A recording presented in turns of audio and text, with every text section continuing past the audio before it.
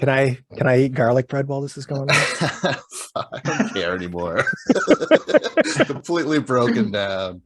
All right. A few Goldilock Bears podcasts with Vincent Cloud. And John Nemitz. And I'm Matt Hagen. And previously on some Bears, John decided to introduce a segment. He decided to throw his weight around, and you were like, future, right? The future clip? Oh, yeah, the future, yeah. So yeah. We could do that, or we can address another previously thing. In fact, let me do that.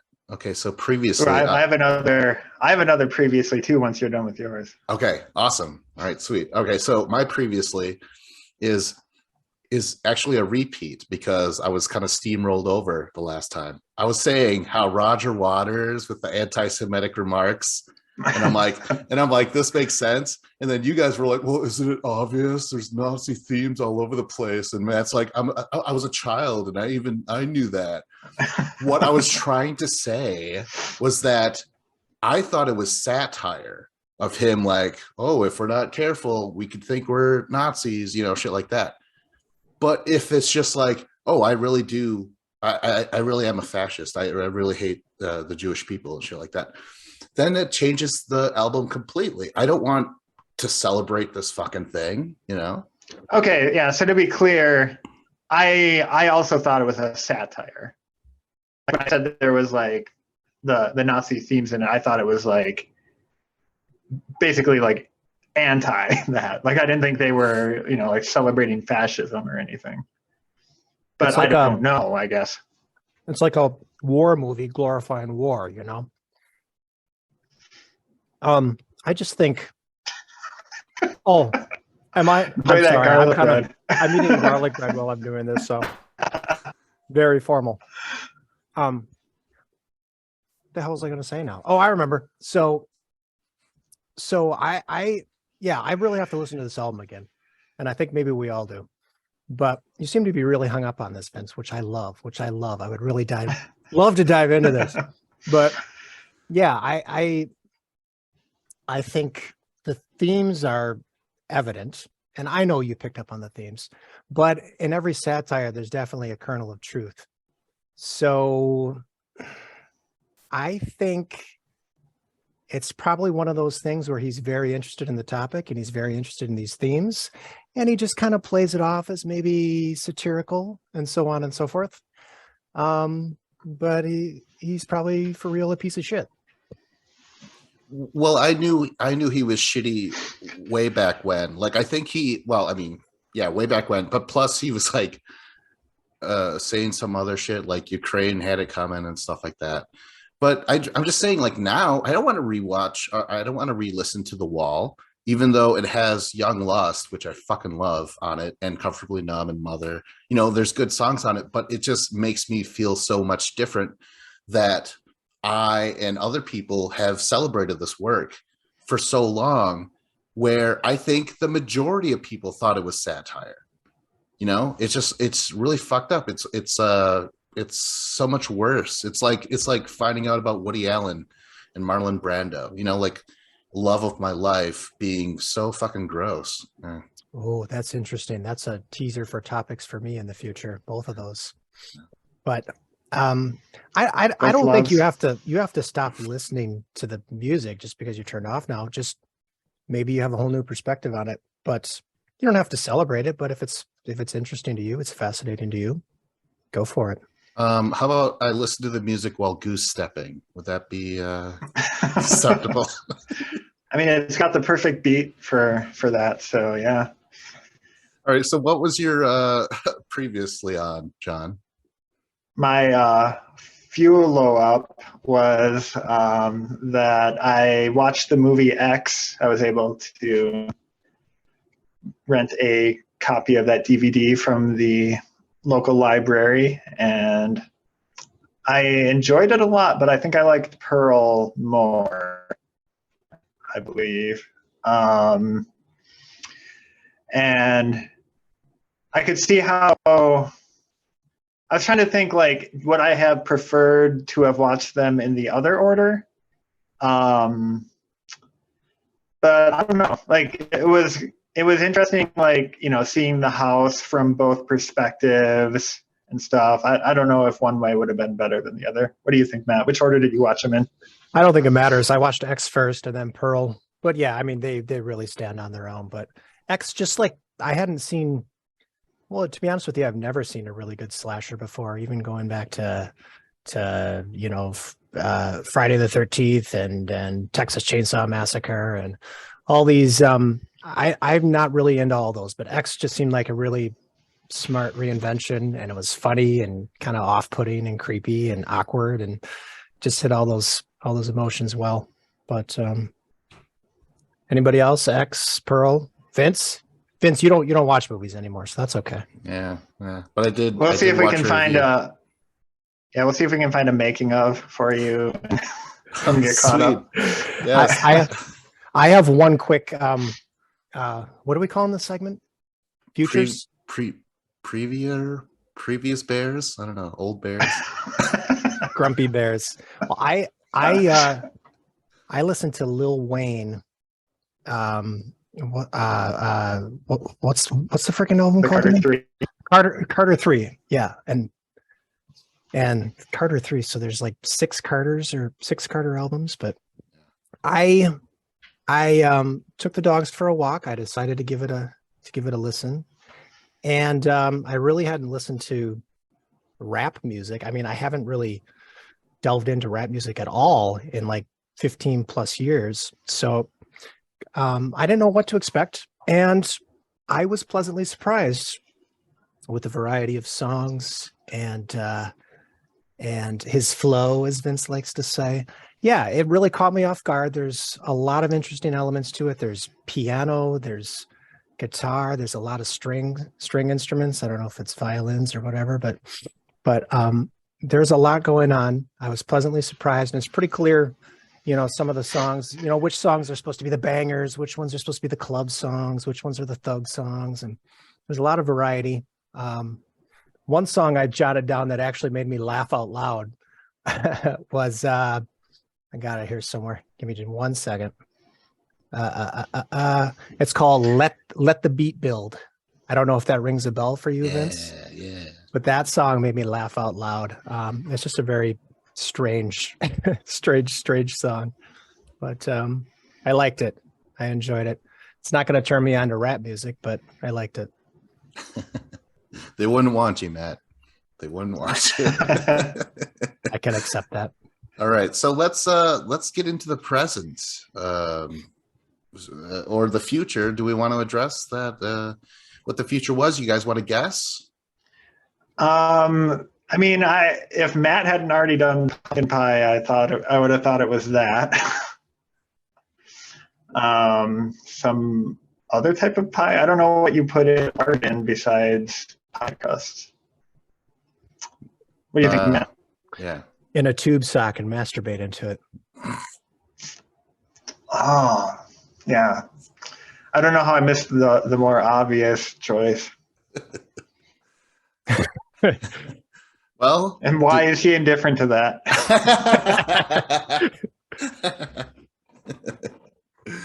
So I'm guessing neither of you guessed at all. I mean, or well, you're wrong. I mean, and Matt. No, it's worse. You tried and failed. It's worse than not trying. Yeah. So it's an indifferent. It's actually, what would I say? Lard, sugar, flour. There's other stuff, but it's very sparse. There's maybe like one other ingredient. Frybread. Frybread is. Oh man, I was actually thinking about Frybread, but I'm like, nobody knows what that is.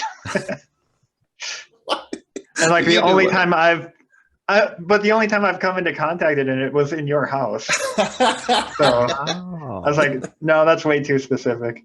That's awesome. Although you had the idea in your head. Yeah. So, okay, why it's indifferent. Okay, so it's, it's very yummy. I really like it a lot. Natives, that's our thing. That's our food.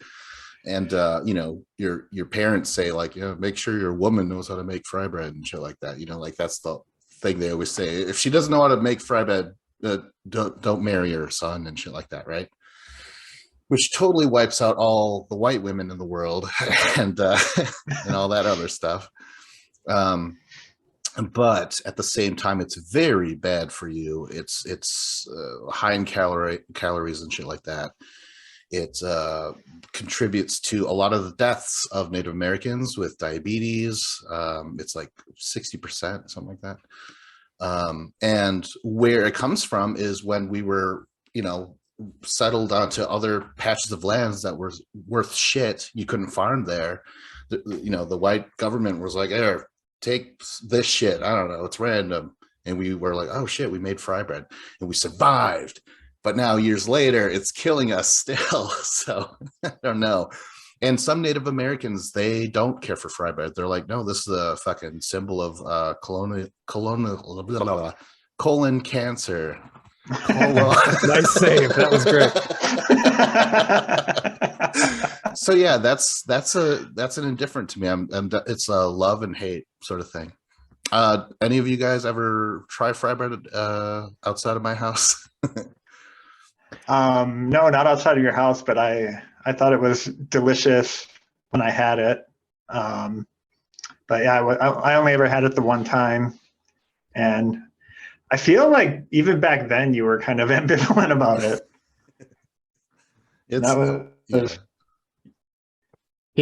Can you describe it physically? Because is it like a flat bread that's just it's like fried dough, but it's like it comes flat and you like tear off chunks or anything like that? It's more puffier. It's more like donut-ish. John, there has to be other bread that is similar to. Shit. Yeah, like funnel cake, maybe. Like a donut, but kind of flakier. No, not flakier, but like more firmer and crustier. But I don't mean that in a bad way. Right. Yeah. But it's puffy, and yet it has texture and all that. Mm. Yeah, I do not believe I've ever had this before, but sounds delicious.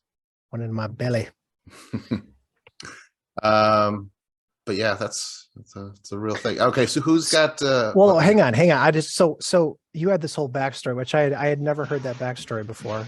That is news to me. So is it like a true staple? Like a lot of people will eat it every single day, like for one meal, or it's like a side dish to a meal, or how does it work out? I mean, my mom made it not every day. I think we all know that it's not healthy, but then there are some natives who are like, "Every day, motherfucker," you know what I mean? And they're giant. So I don't know. We know what it is. We know that we made it because there was only so many ingredients put together and stuff. So it is, I think we all natives kind of have that same indifference, love, hate sort of thing towards it. And it's, for sure, never a everyday sort of thing. Yeah. Okay. All right. So is it like widespread amongst tribes? Like you could find a tribe all over the country and they kind of know what Frybread is? Okay. Yeah, it basically spread via the schools, the charter schools or whatever they are. Those horrible schools. Either way, they're horrible. But it kind of spread that way. I think it was because the children were in schools, but the parents but they would kind of camp outside of the school, and they would have to bring in that Frybread, and sometimes the kids would prefer that over to the white man's food and shit like that. But I don't know. Yeah, it's very complex. I didn't expect to be talking about it for this long. Colon cancer. Well, I wonder like how many like cuisines are also a sign of or a result of like colonialism and subjugation. Just like, well, we're limiting you to this area and limiting your ability to grow these foods. So whatever you can make out of it. And then they end up making like amazing, delicious tasting things from it, which becomes like a staple. But then you don't think of the negative history of it. Yeah, it's the negative history, and it is bad for you. Like I said, the diabetes is a big killer in us. Because I was just thinking, I was like, wasn't jambalaya kind of created out of just like whoever, everyone around the neighborhood throwing something, right? Something like that. Could be. I don't know. And from what I could tell, jambalaya isn't bad for you. You know, it's funky. Yeah. Yeah. Well, Right. it can be bad for you, or it can be good for you, depending on what the hell's thrown into it, right? Yes. Who's got next? Well, I have my indifferent is actually maybe a bridge between yours and someone else's topic.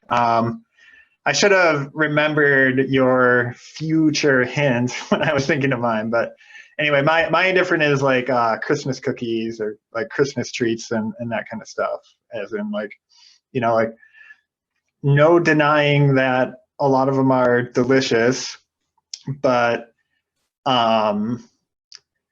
like I don't like bring them into my house at all or like, and we don't make them just because, like you just don't need to eat that kind of food ever, really. When you go to events where they have them, like you kind of feel pressured, like you have to eat them, whether you want to or not, or you're gonna hurt grandma's feelings or something if you don't try one and all that stuff. And there's like they're all good, but there's like none like other times of the year I'm like, oh man, I really wish I had a sugar cookie with sugar icing on it. You know what I mean? Yeah, I get that. But they're delicious. They are delicious. I've never had a bad. Well, so yeah, sometimes they get hard and kind of crunchy, whereas a sugar cookie should be soft, and the icing helps with the softness. But every Christmas season, my wife, Amy, and her mom and her sister, they make cookies. They make all these varieties of cookies, and they make this homemade candy and caramels and stuff like this. And it's too much. It's too much, I tell you. But I don't want all the sugar in the freaking house too. It doesn't need to be there. There's no reason for it to exist. But some of it ends up on plates that you put in the middle of a table when you have guests over and stuff like that. That's kind of what it's for. But inevitably, I will end up eating way too much of it. And one time my dad was visiting us and he was actually watching the dogs for us. And he got into that stuff. We said, oh, go for it. And he ate like 3/4 of the entire stash and he didn't feel good about himself. But yeah, I mean, and he's a skinny guy, or at least he was when I he's a skinny guy. He's kind of one of those self-loathing eaters where it's like, oh, I ate too much for a week, I'm just gonna not eat much for the next week, that type of things. But so I mean, has anybody had bad cookies before? I mean, how do you feel about this stuff, Vince? Wait, we were talking about your dad earlier, right? Just a moment ago, right? Yes. Yeah, man. What's his name? Kelvin. Okay, I remember fucking annoying Kelvin whenever we showed up as a group. And he's just like, I just want to sit here and watch some TV. And he had the fucking a freezer full of pizza. And I always thought, oh my that's gosh, the coolest thing of all time.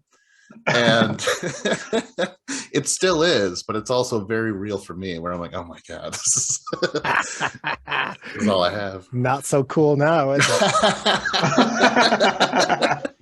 That's true. I needed that amazing son, Matt, to complete, and all his annoying friends showing up. Didn't he once like kick us out where we were just being too loud or something like that? I don't remember that. I think he was always pretty okay with us being there, but we pushed him one time. I remember that. We pushed him one time.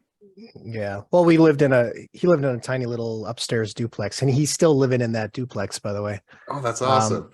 Oh man, I drive by there sometimes because my grandma's at that retirement home just a couple blocks from there. Ooh. Right. But when I go there, I always drive by your dad's place just for the memories. I like it. How is your grandma doing? Oh, this isn't a podcast topic anymore. Yeah, she's doing good. She has a little trouble remembering things, so we repeat the same 5 to 10 minute conversation over and over again. But Yeah, that gets sad. At least she knows who I am and that kind of stuff. So that's not that bad. Good. Well, let's have a better memory and remember what we were talking about. Christmas cookies. Christmas cookies. Okay, well, hey, they're tasty, yeah, and they're only around that one time. Although I think Walmart sells frosted cookies like all the time now, like right at the entrance. Yeah. I don't know when the last time you guys fucking pulled up and checked out a Walmart, but yeah. I don't know. That's another thing. You can always get anything you want these days, anytime. So like seasonal stuff is not special anymore. Right. Yeah, that's true. But this was an indifferent, John? Is that what it was? Yeah. And it's just because you're not a sweets guy? Is that what it is? Oh no, I love sweets, but I also realized that humans don't ever need to eat sweets. Nope, not at all. I think it's more so too, you don't need it. And if it didn't exist, we would all be better off for it. But yeah, they're good. They're indifferent. But yeah, I mean, I know, yes, you can buy the prepackaged sugar cookies year round because that has been in our house too. And those are always good too. Those always come too soft. Yeah, we don't need it. I'm totally indifferent to it as well. Let's do, I want to talk about touch screens in vehicles these days. I hate touch screens in vehicles. It's not that I don't see the use in them. It does make some sense and it makes everything look cool and fancy and snazzy and all that sort of stuff. It's just, I find it distracting. I find it very difficult to navigate through them. I've had both of our vehicles for a few years now, and I've never really totally gotten used to, while I'm driving, if I got to go to the climate control, I got to click climate control on the bottom, and then you got to navigate this screen too. I never have a literal feel for where the buttons are. And even occasionally I got to hit next and go to yet another screen. So stuff is too buried. Stuff is too damn buried. And from what I understand, touchscreens, it's a cost saver for these car manufacturers now. It's actually cheaper to put in these touchscreens and have everything routed through that as opposed to wiring up physical buttons. But I understand the need for the touchscreens, and there's so many more features in vehicles these days, but limit the touchscreens, limit it to the rear view camera and then some little niche things that you need to get to. But the most important stuff needs to be physical buttons. I don't know. You guys have any opinions on this? At the risk of being old man yells at cloud, yeah, I agree with you 100%. We took our car in to get some repairs done, and they gave us like a 2021 or whatever model, and it just had a giant touch screen on the front. And I said to my wife, I hope you're happy with what radio station is on and how the climate could be set, because I have no idea how to change it. And I'm not the technology slouch, mind you. I'm a highly paid internet professional, and I had no idea where to even start as to navigating that thing. So yeah, I totally agree here. Well, you guys have their fancy vehicles. I don't have any. I don't have to deal with any of that. So they're. So you have zero opinions. You've never rode in one. You've never been a passenger in one. I've rode in some, yes, but I've never had to deal with I never really got confused because I really didn't play with them too much, so I can't weigh in on this like I know anything really. So yeah. I mean, I'll trust you guys. I trust that it is annoying. I mean, after a couple of years, I mean, you're definitely somewhat used to it, but you're not used to it the way you would a physical button. Like, you know exactly where the physical button is. And sometimes if you know exactly where a button is, you don't even have to take your eyes off of the road. You know exactly where that damn button is because you need to press it all the time. But that's just not possible. Yeah, and I don't know if you know, but the road is like, that's where you're going. Yeah. Like that's what you want to be looking at. Yeah. And actually, while I was thinking of this, I was with my dad. Funny. We were at a car dealership a few years ago, and the epitome of it, I swear, I studied this dash for a solid minute, but we were in this Chevy dealership, and they had a Cadillac there, a fancy Cadillac. I don't know, it was like $110,000 or something, $110,000. But anyway, you look in this thing, and the only thing we saw was a touch screen, and then the buttons for like the drivetrain, like park and drive and reverse. There were like stylish big buttons for those things, but everything else seemed to be on a touch screen, and that just blew my mind. Like, I'm sure there was some buttons on the steering wheel itself, but I just have no idea. I think that is obviously the biggest extreme. I don't know that I've actually ever seen anything going in that direction, but it made me think on that day, I hope that's not where things are going, because that's freaking nuts. Wait, but you said the shifter was the exception, right? The shifter, yeah, it was like a stylish touch. They yeah. had some like big drivetrain buttons. They had like a park button, and then a D for drive button next to it, and then a reverse. I mean, so not even like a lever anymore? No, it was like a stylish Wow. choice where each one had their own button. I mean, it was all about style. So sometimes I drink and drive, not alcohol, but I'll be drinking something and it'll spill over the dashboard. But I assume it would be way worse on a touch screen, because I've spilled stuff on my laptop, which is a touch screen, and if I were to put it in a car, I could say I have a touch screen vehicle now. So I don't know. It seems dangerous. Are you talking as far as cleaning it? You would have a problem with that? No. I mean, wouldn't it short out? Like, I noticed that if there's water on my screen, things get jerky, and I don't know. I would say it's possible. I would say that I would hope that they've accounted for that and sealed everything pretty tight. But try it I out. don't know. It's Try possible. it out. Yeah, try it out. Try it out, viewers at home.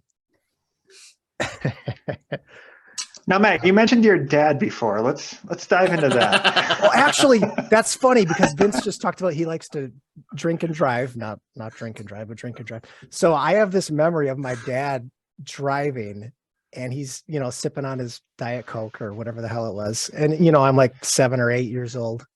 It was a soda of some type. Vince is giving me air quotes over here.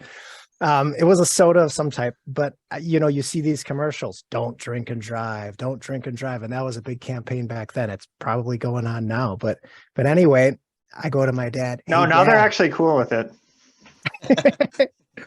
It's Hey, still Dad. text and drive. Yeah. Don't you know you're not supposed to drink and drive? And that got a gigantic laugh out of my dad that I'll never forget. And then the tree came. But for that one moment, Yeah. I felt seen and loved.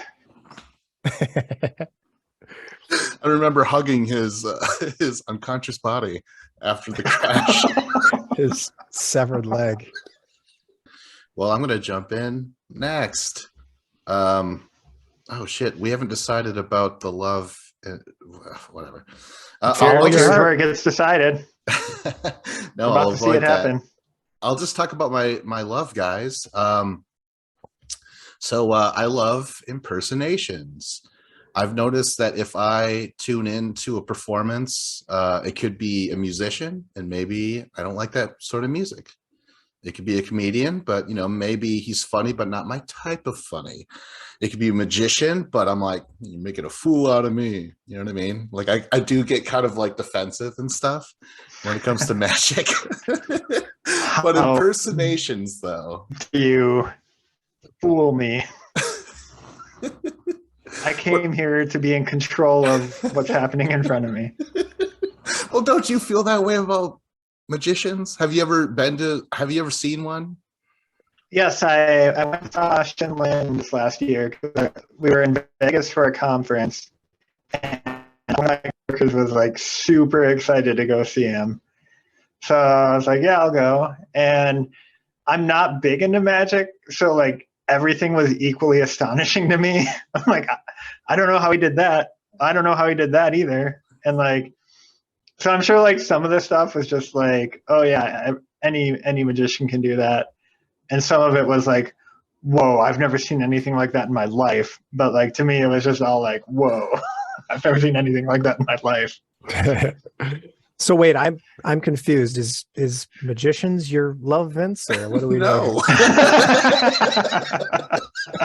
I was talking about how Is this I like an hate- on-the-fly pivot? I do have a slight problem with magicians. I don't know if it's a hate, but it'd be an indifference if anything. But no, I wanted to talk about my love, and that's just like, so all those different performances, right? I'm like, I don't know. But ventriloquist, that's where your love is. Let's talk about that for 10 minutes. God damn it. So anyways, when someone is like, hey, I'm talking like Madden right now, I'm like, oh my gosh, you are. There's no trickery, there's no sleight of hand. Frank Caliendo. Yeah. Is that what you were referencing there? Oh, for sure. Yeah. I remember him. To me, he was like the first impersonator, right? He was great. Yeah, like that was his whole thing. Like I'm pretty sure he was a stand-up, right? But I'm pretty sure I saw a show of his. Yeah, that was his whole thing. I think he brought impersonations to the mainstream for sure. Yeah. And then you have newer school, Jay Farrow from SNL. I don't know if you ever heard his shit. It's good. I have seen what does he do? I feel like I've seen he does Denzel, Jay-Z, Chris Rock. It's, oh my gosh, like, and what I also like Ralph Garman, but like what I like is when an impersonator can just reduce an actor or celebrity to just like a word or two, and you're like, that's exactly them. You've narrowed it down to that, and yeah, it's enjoyable. And like I said, there's never like a bad impersonation out there. I mean, and if there is, you'll never hear about them. So yeah, I like how you mentioned breaking it down to a word or two, because I think whenever I've done an impression or tried to, it's always you can get like one sentence out, and then if you actually try to have a conversation, things just really really break down. I don't know if I think that's a really common thing. Like you can nail that one phrase or something, but then if you go beyond that, forget about it. There are some that can carry that, because then they just turn into a character, and they're just like, what would Kanye say in this situation? Although that's a topic for another day. Yeah, Bad example. Yeah, so I don't know, how do you guys get into impersonations, or you're like, that's poppycock? No, I mean, I listen to, and I know Matt does as well, to Comedy Bang Bang, and a lot of the people who come on there are doing like unique characters and stuff, but some of them do impersonations, like Paul F. Tompkins sometimes, and like James Adomian used to be there a lot, and he did some really good impersonations. And yeah, I think it's great because, like, especially like, they're the ones who can do it. They can say anything and it sounds like believable as that person. So just the joy of hearing this person in situations that they would never be in, saying things they would not likely say is great. The other thing is that if you pay attention to The Simpsons, all the characters are impersonations of pre-existing people. Like the scientist is Jerry Lewis, the mayor is JFK, you know what I mean? And that I don't know, when I realized that, I'm like, is that even fair? Like, is that legal? Apparently it is. So yeah. I mean, that's super common in like animation, like, the brain is like Orson Welles, and like there's always characters who sound like Vincent Price, and like even like Bugs Bunny, and like all those characters I think were like impersonations of like old vaudeville acts and stuff. Like It's impersonations all the way down. Mhm. The whole world is a lie. As far as that comedy Bang Bang thing, like I get delight out of hearing impressions that you don't ever really hear. Like you hear so many Christopher Walkens or whatever, but when Paul F. Tompkins like comes out with a Werner Herzog or something, it's like, who the hell does a Werner Herzog? But and I Yeah, I don't or like the Cake Boss. Cake Boss. I see. I don't know if those are accurate, and they don't have to be accurate, but it's funny as hell. But yes, you know, one guy that I'm not a big fan of as far as impersonations. I don't know if you guys have caught up to him recently, but I'm not a big Dana Carvey guy. I don't know what it is exactly. I think his impersonations are pretty good, but maybe it's just I think it's kind of like he's trying to tell a story and he's trying to do like a normal stand-up thing, but then he just kind of breaks off into his impersonations. He's kind of all over the place, and it just doesn't flow and it doesn't make sense to me. I don't know. What was I his don't know. movie? Go on. I've heard him. He's like Cohen has him on his podcast fairly often, and I don't know. I think he's funny on there. I guess I haven't given it too much thought, but I haven't really watched any of his stand-up or anything. Yeah, he does have a couple Netflix specials, or at least one. But yeah, if you're curious, check it out. His Johnny Carson, though. I mean, come on, it's classic. Yeah. Weird, wild Oh yeah, stuff. he's a really good impressionist, but I guess I don't care for his style of comedy. George H.W. Bush. Okay, so hey, Matt, okay, that's what I wanted to ask. Matt, you mentioned impersonations. Do you do any? Can you do any? Oh, stop it. You don't even have to do it, but I want to know if you can. I can do like a phrase. So I think I do an okay Mickey Mouse. Oh boy. Yeah, and then his arch enemy Pete. Hiya, Mickey the Mouse. And again, phrases. You, Vince, what do you have? Again, this whenever I watch impersonations, I'm like ah. What do you have, John? Do you have one? John, you gotta have one. Not really. I can sometimes imitate other people's one-line imitations. I think like Scott Aukerman does a Bill Clinton, where he's like, "It ain't cheating." It ain't cheating. I like it. Vance. Okay, so over quarantine, I was so bored. Everyone was, so I'm like, I'm gonna work on my impersonation. So, you guys ever watch The Shawshank Redemption with Morgan Freeman? Andy Dufresne crawled through a river of shit and came clean out the other side. That's pretty good. Good. Yeah, that's good. You got the cadence down for sure. How many times did you watch Shawshank? Dude, no, his voice, it's nothing but narration. That's all it is. So eventually you're like, oh, he talks like this and then goes like that. You know, like it's like his flow. Yeah. The progressive lady? Yeah. But yeah, that's my thing. I love it. I'll never get sick of impersonations, and I'm working on my own. Hopefully I could put up one of those videos. There's fucking people that put up videos for like 100 impersonations in under 2 minutes or whatever, and they just say like one thing. So like, yeah, we could put up a 5-second video with our impersonations. I will have no part of that. I like impersonations. I don't love them as much as you, I would say, but I still want to disagree with you about something really bad. Why? I do not get that at all. You're like, I want to hear the debate. Because I came here for an argument, damn it.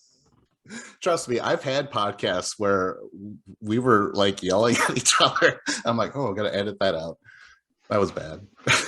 These were your Real World or whatever podcast? Yeah, I got too real, man. Too real. Oh. All right. So who's next? I can go. I'll go with my hate, which is Security Theater. first of all, have you guys heard that phrase before, or is that just something I hear in my circles? I had heard it once or twice, but I had to do a double take when you said it. So it's not very common, but yeah, I had heard of it. Okay, yeah. So basically the idea that like something bad happens, so then they change things and everything becomes way more inconvenient, but the changes they make don't actually, or at least can't be shown to actually make the bad things that happen less likely.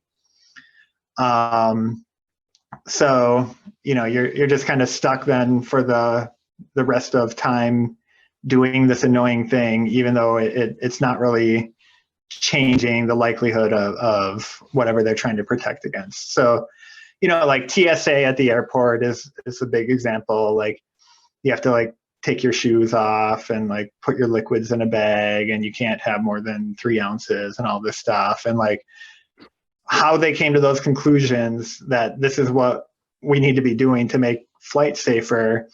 Like there's not really studies leading to like, oh, these are the things you need to do. It was just something kind of a knee-jerk reaction to like a couple of specific threats they saw. Yep. Or like in computer security, there's multi-factor authentication, and like this is maybe way too nerdy, but I'll keep going anyway. Like a factor can be like a thing like a password or like a secret question, like what's your mother's maiden name? A thing that you are, like your fingerprint or your eyeball scan or something, and then a thing you have. So like if you have like a card with a chip in it or something like that. And like so a security theater version of multi-factor would be like, oh, you need to put in 2 things So like you need to type in your password and tell us your mother's maiden name, which it doesn't make you any more secure. Like, I could call up someone and phish them and just ask them 2 questions instead of 1 and get that information and log into their account. But it does make it way more obnoxious to log into that if you're a legitimate user. So I think it's more people security as far as internet security goes. People don't want to be the low-hanging fruit, I think, ultimately. So the multi-factor, I think if there's one extra step, there's one extra step. I mean, but you don't want to be left behind. I think there is a use for it. It is obnoxious, but I know you're definitely more up on this than I am, but I think there's a definite use for it. Right. Like real multi-factor is good. Like if, like you log in and then a text message, or you have to log in with a key or something, like a physical key, then that definitely is more secure. So you're saying that's great. like the maiden name example, like it's exactly. It's an extra hurdle. Like somebody has to get a hold of that information somehow. True. So, and like the big reason why it's a hate for me, and like more so like the airport example and stuff, is because like once you add a level of perceived security, you can't really walk it back unless like maybe you can come up with like a new technology and say we don't need this anymore. But like or you can like get people to pay to get in a special line where you don't have to do the special things anymore, which is also weird. But I don't know, like I just always like imagine like how do we get from here to our Star Trek utopia future? And like I just don't know, like how are we going to back down where you can just get on an airplane like you're getting on a bus or something. Yeah, I understand where you're coming from. And you made an interesting point there. Like we've gotten to this point. Is it ever going to go backwards? Like is TSA ever going to be less strict? No, that's just not going to happen. And you brought up the whole knee-jerk reaction thing. Like there was a person trying to get on a plane with bombs in his shoes. Some freaking moron psycho is trying to get on a plane with bombs in his shoes. So all of a sudden everybody's got to take their shoes off because of one guy. I wonder if we put our heads together, we could come up with some really funny stuff with really unintended consequences. But yeah, I mean, I've got TSA stories and stuff like that. But yeah, I security theater is a real thing, and especially with the whole COVID thing. The presentation that everybody's being safe, you know, you jump through all these hoops to be safe, and is it really doing anything? Not really, not at all. I think kind of one of the funniest ones was, you know, you go into a restaurant and you got to put the face mask on to walk between the tables, and then you sit down at the table and take the face mask off and everything's fine, you know.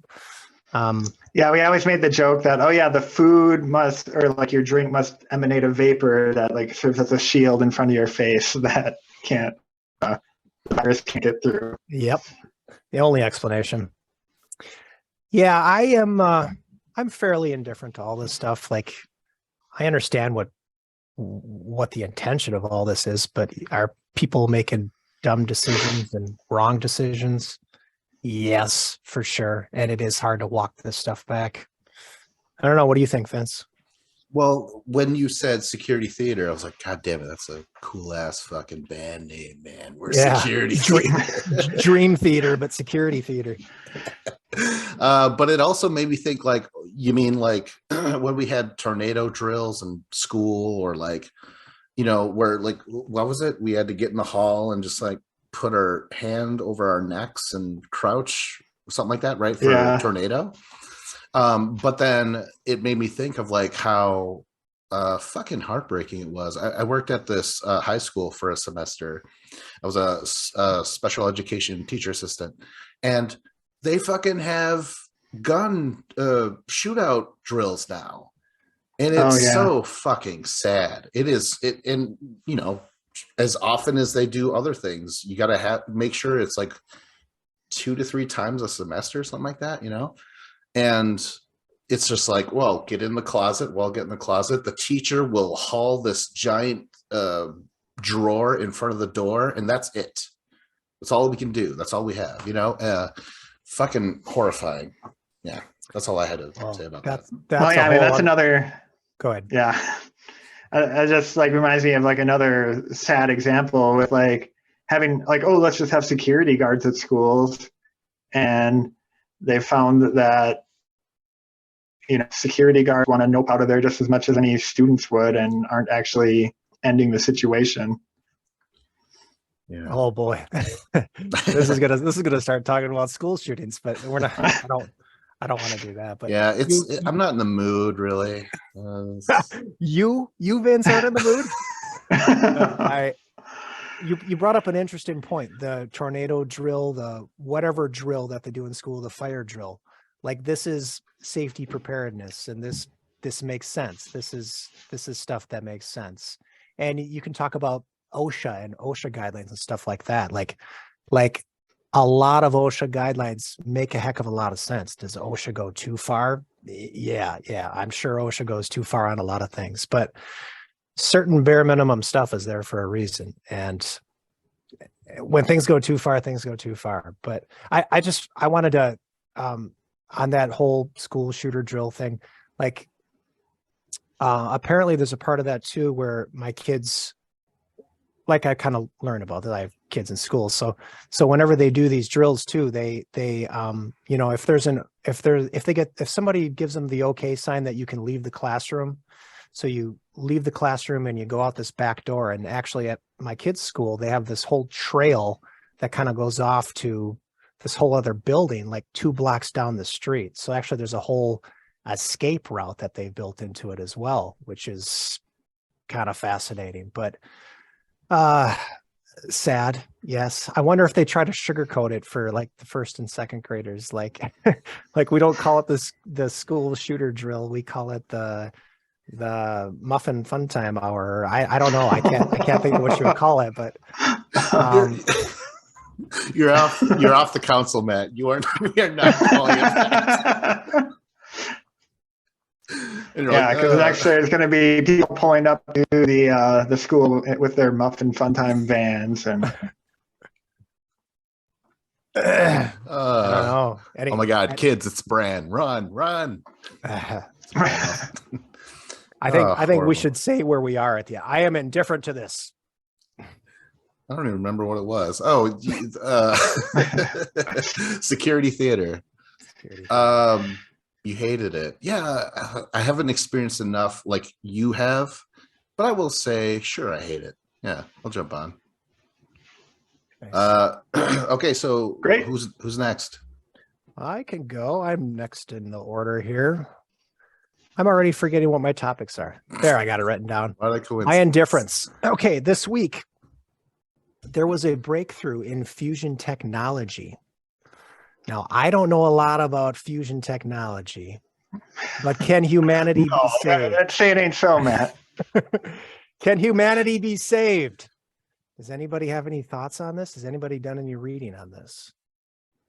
I think I heard the headline, but I forgot it. I think I was like falling asleep. I'm like, Yeah, that wouldn't even cross my path. Hit my radar. Oh, really? Okay. Yeah. So supposedly, for the first time ever, there was more energy output by a fusion experiment than what went into it.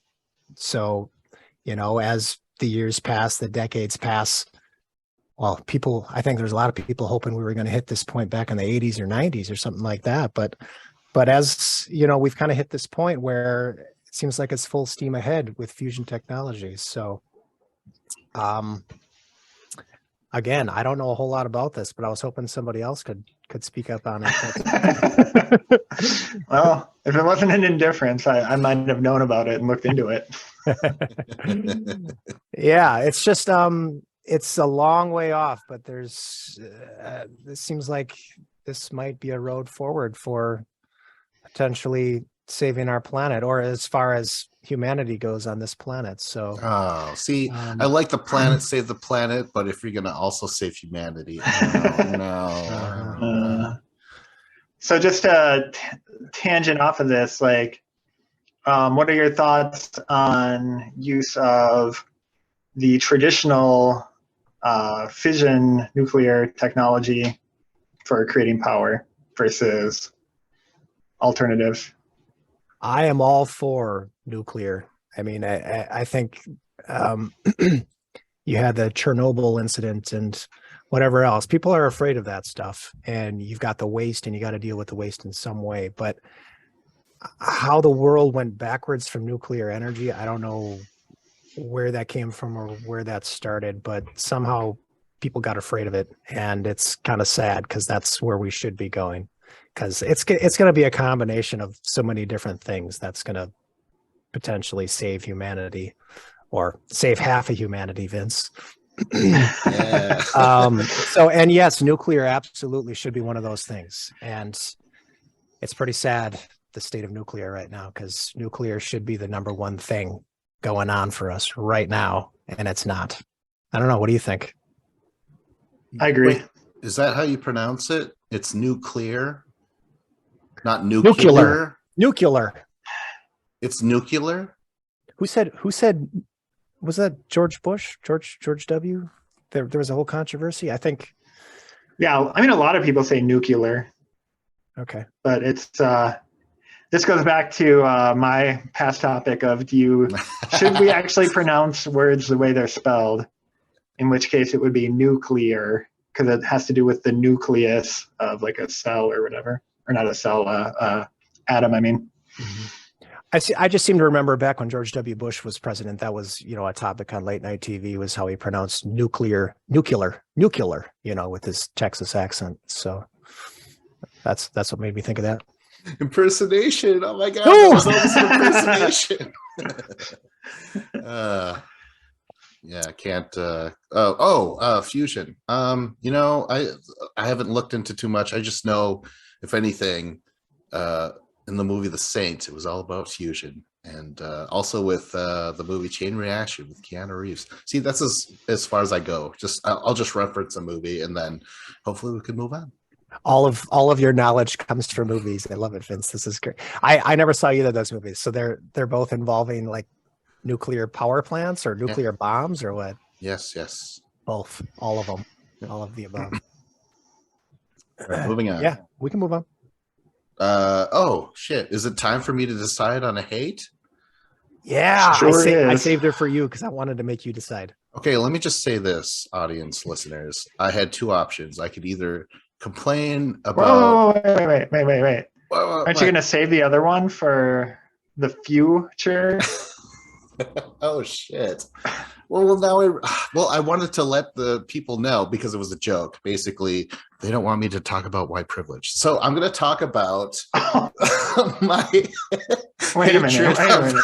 No. It's been done. Okay, so I hate truly through and through. You know, when you walk into a store, you walk into a grocery store, and you know we all know here in America, Wisconsin, they start playing Christmas music like fucking early, right? Is this the Advent that you were talking about, John? Like that's the whole point, the count up to Christmas? Yeah. This is the season of Advent right now. Yeah. Okay, so yeah, they start playing them really super early, and I don't mind Christmas music. I really don't. I think some are really charming, and I grew up on some shit, you know. I don't even remember the names, but you'll know the tune, right? But if you're not in the mood, if you're not, dare I say it, Christian, you might fucking be feel bombarded by the Christianity, like you know, I remember being in a terrible mood a year ago. Not this year, oddly enough, but like a year ago, I was in a terrible mood. And I walk in to buy some fucking eggs. And all I hear is, silver bells, da, da, da. And I'm like, I don't want to fucking hear this right now, you know? And even the chipper ones and stuff like that, it makes it seem like in those scenes where like something horrible is happening, yet they put on a cutesy song to like, you know, the dichotomy of the scene, you know what I'm saying? So yeah, that did happen a lot, where I'm like, I'm in no mood to listen to Jingle Bells, Silver Bells, any of that. And yeah, that's my Sleigh bells, ring-a-ling-ling. Maybe? that's my hate, guys. By the way, Vince, I mean, if you want to talk about white privilege next week, please bring up your topic. I fully agree. I could not support that idea more. I just want to be very clear about that. I also hate Christmas songs for the most part. There's some that I kind of enjoy, like once or twice, not necessarily 18 or 20 times, but I mean, I tend to like the kind of the rocking, swingy 1950s type stuff, like Run, Run, Rudolph, Run, Run, or something that reminds me of Home Alone or something like that. Like, oh, I love that in Home Alone, you know, that kind of thing. Rocking around the Christmas tree. Actually, the Home Alone soundtrack is one of the 2 Christmas albums I own, and it's great because it's like John Williamsy, and then of course, you know, has the Christmas songs from the motion picture Home Alone, which are the best Christmas songs, in my opinion. Yeah, exactly. But yes, actually the other day, because Amy, this is probably why I hate it, is because Amy's got it going on quite a bit. And the other day she had the radio cranked up to an obnoxiously high volume. It wasn't obnoxious. It was a little bit high, but it was on some, you know, one of the Christmas stations, and this, I don't even know what the hell it was, but there was some dude. It was like a Christmas staple that some dude, you know, you get a 1,000 versions of these, and that's the shit that pisses me off. But all of a sudden, this version of some song comes on, and it's like a country singer with his twangy voice, and nope, not a chance. Like, that's got to go. I think that's what it is. Like, come up with original songs. Give me something new. I think that's the biggest problem. So I definitely agree. I don't need to be bombarded with it, like just in public. I do like the theme of Mariah Carey thawing out from an ice block that come around every Thanksgiving time. Like, basically like, it's coming. The one time that we would listen to Christmas music is maybe like, like you put on the old fire log on YouTube on Christmas Day or something. Or if we're like, maybe like the week before Christmas, we'll go driving around in the evening, look at Christmas lights in the neighborhoods, and like put on the Christmas music radio station. But like it's nice to be able to choose to do that if you want to listen to it, and not have to if you don't want to. On the other hand, like, this is America, and if you don't like it, get out. It's just every Hold time on, I hear get the hell out. I've been told that, and I'm like, I'm Native American. Well, I shouldn't be surprised, but yeah. Because I get Asian a lot. A lot of people think I'm Asian, so they're like, "Oh, ching chung ching, get the fuck out of here." I'm like, what? Oh God. Oh boy. Uh, Oh boy. oh, Those are not the feelings of me, or I can speak for John as well. We're just going to put disclaimers. Thank you, Matt. Everything now. Okay, go on. Oh, I mean, have you ever had someone do that to you, and you let them know your ethnicity, and then they come back later with a more appropriate denigration? They definitely need a moment. They're like, hold on, walk away. Let me consult. Okay. Go ahead, Matt. Does anybody have anything else they want to add to bad Christmas songs before I jump into my related topic? I will just say, I don't, out of all the Christmas songs back when they would just play it, and I'm like, God damn it, I don't want to hear this. I don't mind. In fact, I really love Elvis Presley's Blue Christmas. To me, that is something else. I love that song. So I don't mind that, but everything else, I need to hear it when I'm ready. Sometimes I'm not ready. Yeah. That's a good pull. I like that song too. That's a good one. But again, you're going back to the 50s. It feels like there's some classic timeless thing going on with some of these songs. And then you hear the 1,000 new versions of it, and all I hear is dollar signs, like people just capitalizing off of these old classics.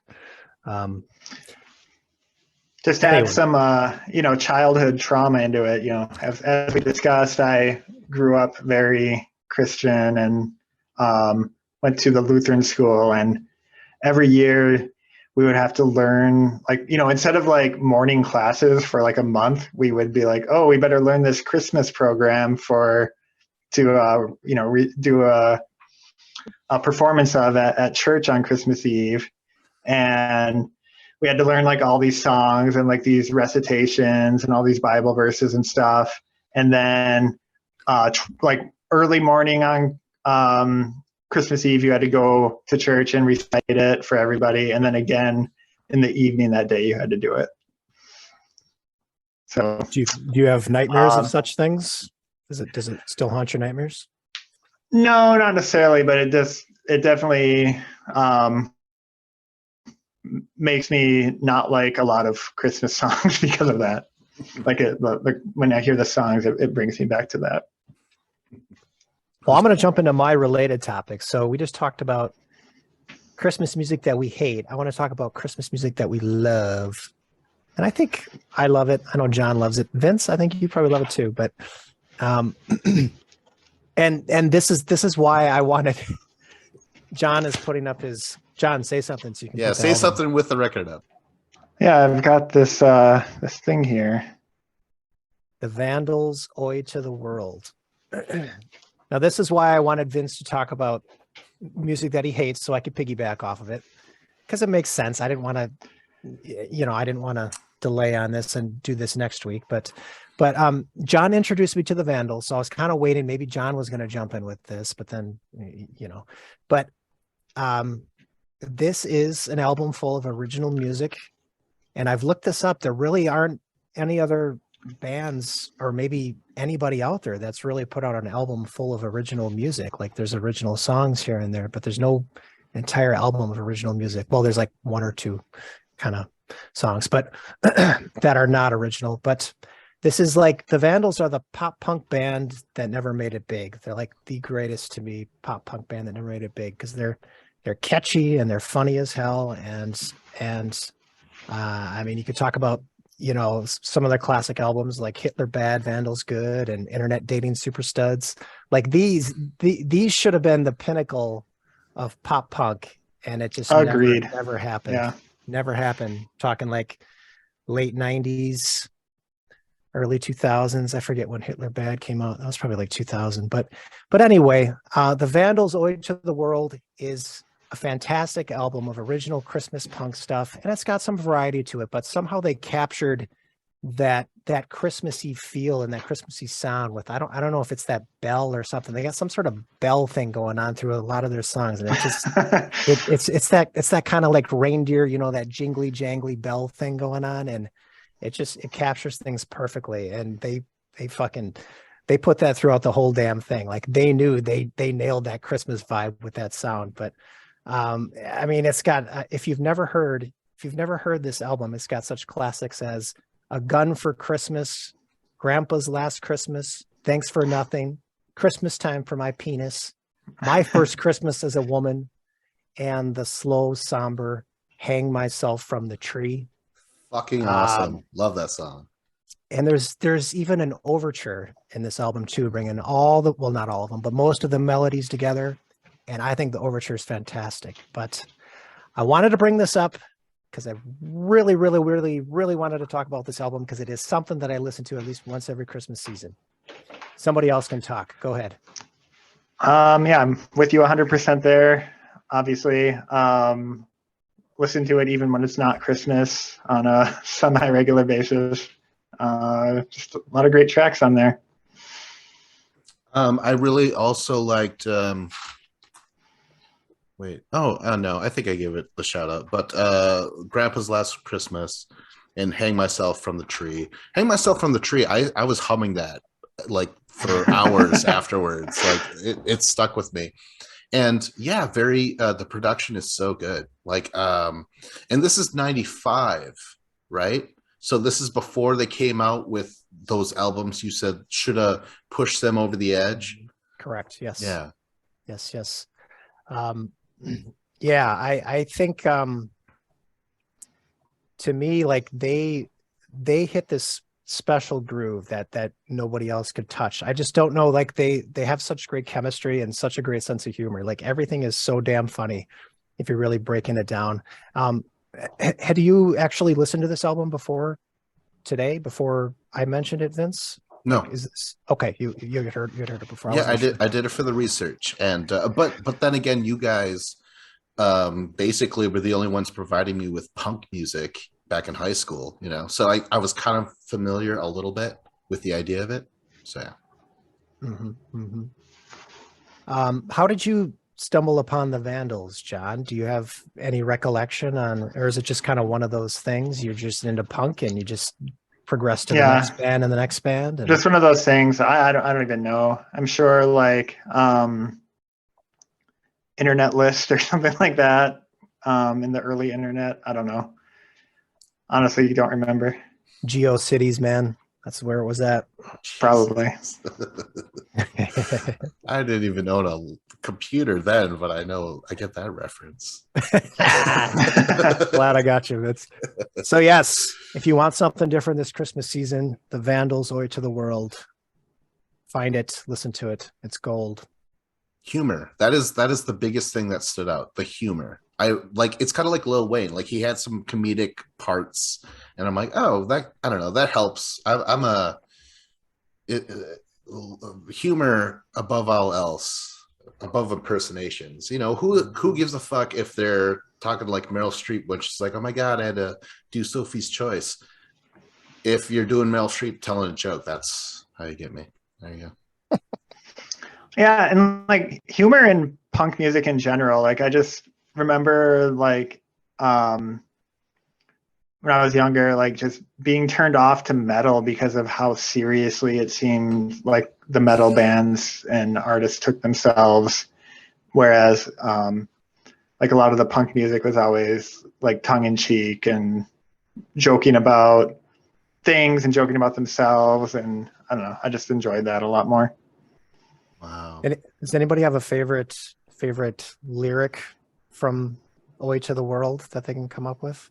Like I'll never forget the first time I heard My First Christmas as a Woman, and then it kind of breaks down into the my penis cut it off, my penis cut it off.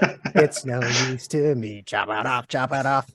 Like I will never forget that because I was laughing out loud. Anything stand out? That's okay. I don't need I don't know. I just love the whole, like, just the way A Gun for Christmas goes, like, just how fast paced it is, and like how he's explaining his method, and I'll only tell you once, stay the fuck away from my shit.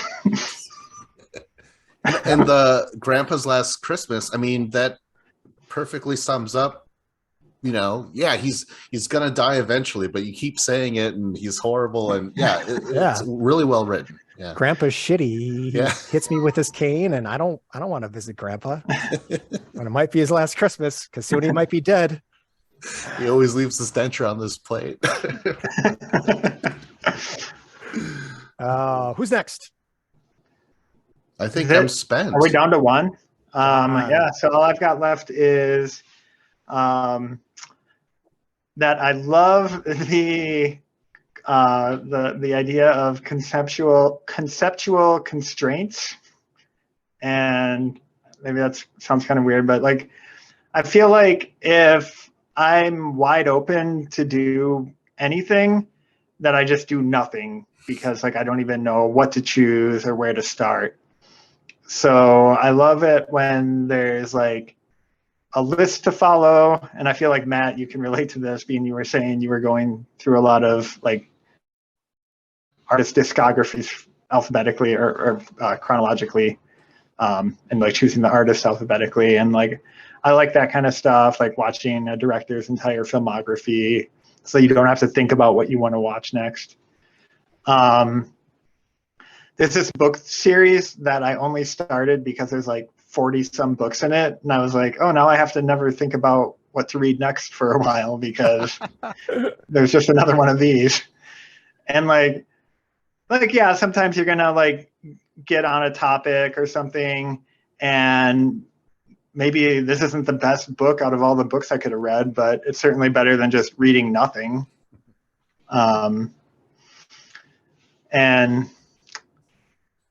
just for like creativity too, like, if you want to create something and you just have like a wide open range, you might never start, but if you're like, oh, what if I like limit myself, and then all of a sudden like you start getting ideas, like this podcast, for example. Yeah.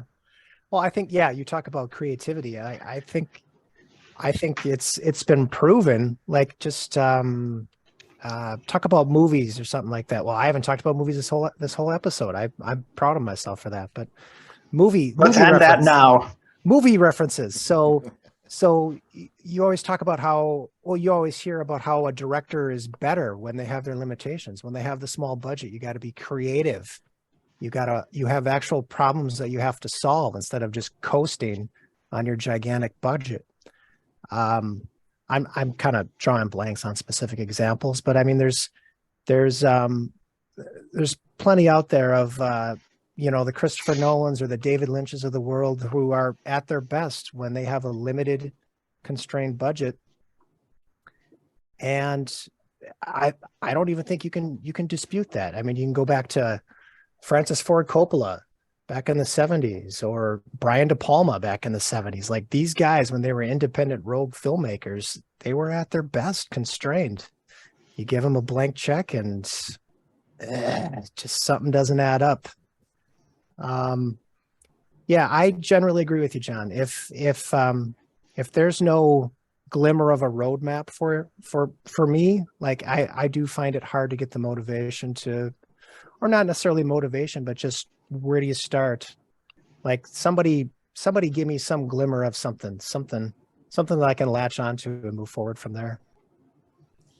I think the line when it comes to like movies and direction, they're like creativity through adversity, our budget was cut, our actor dropped out or has a heroin problem or something like that. We had to figure out different ways to make this scene work with the limited funds or the limited set. And then we turned out it was more character driven or something like that. So yeah, I mean, like what'd you say? The list of watching or listening to bands alphabetically and stuff like that.